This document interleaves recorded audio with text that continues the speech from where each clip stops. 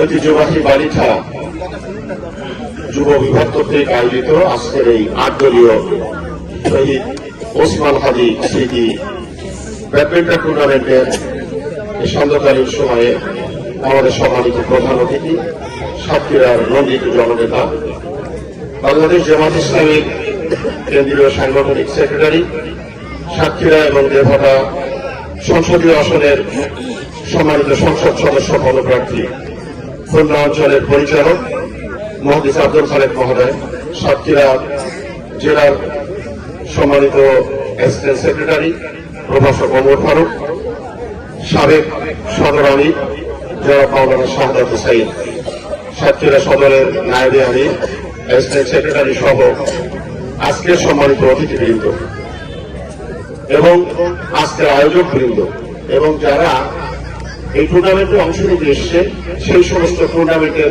অংশগ্রহণকারী কর্তৃপক্ষ এবং সকল ভাইয়েরা এবং যারা এতক্ষণ সন্ধ্যা আগ পর্যন্ত বিভিন্ন প্রতিযোগিতায় আমাদের ছোট সোনামারীরা অংশ নিয়েছে তারা সহ সমস্ত সম্মানিত উপস্থিতি, আসসালামু আলাইকুম ওয়া রাহমাতুল্লাহ। আমরা যুব বিভাগ বালিথাকে আন্তরিকভাবে অভিনন্দন জানাচ্ছি, তাদের প্রতি কৃতজ্ঞতা পোষণ করছি। এমন একটি সুন্দর আয়োজনের মাধ্যমে আমাদের সকলকে এই সুন্দর খেলা উপভোগের সুযোগ করে দিয়েছে এবং আমাদের নন্দিত নেতা, আমাদের প্রিয় নেতা আগামী দিনের জাতীয় সংসদের সদস্য হবেন ইনশাআল্লাহ বিপুল ভোটের ব্যবধানে মহাদিস আব্দুল খালেককে এখানে প্রধান অতিথি হিসেবে আমন্ত্রণ করেছেন এবং তিনি আমাদের মাঝে এসে আমাদের সাথে কিছুক্ষণ সময় দিলেন। আল্লাহ তাআলার শুকরিয়া করছি।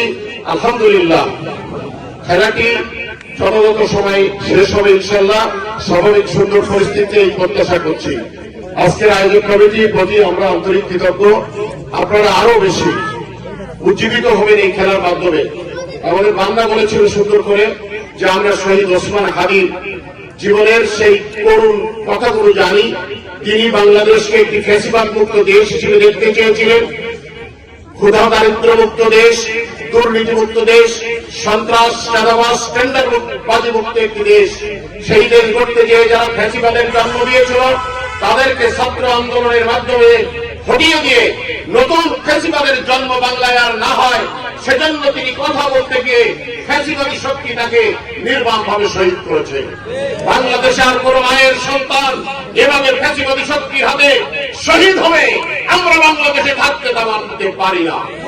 এজন্য আমাদের জামাত ইসলামী শেরপুর জামাতের সম্মানিত সেক্রেটারি তাকে নির্মমভাবে একই জায়গায় ইশতেহার প্রচার অনুষ্ঠানের সরকার আয়োজন করে তাকে বিএনপির কর্মীরা নৃশংসভাবে হত্যা করেছে, শহীদ করেছে। আমরা এই শহীদের বদলা নিতে চাই। আগামী দিনে ব্যালট বিপ্লবের মাধ্যমে বাংলাদেশে ইসলামী আন্দোলনের বিজয় দেখতে চাই। সেজন্য বিভিন্ন ধরনের ষড়যন্ত্র, কার্ডের ষড়যন্ত্র, টাকার ষড়যন্ত্র, পেশি শক্তির ষড়যন্ত্রকে রুখে দিয়ে আল্লাহর দিন বিজয়ে বাংলাদেশকে একটি শান্তির রাষ্ট্র কায়েম করতে মহাদিস আব্দুল খালেকের দাঁড়িপাল্লা প্রতীকে ভোট দেওয়া প্রতীকে 10 দলীয় 11 দলীয় ঐক্যের প্রতীকে আমাদের ভোট দিতে হবে। প্রিয় ভাইরা, আজকে এই খেলা সুন্দরভাবে আয়োজিত হোক।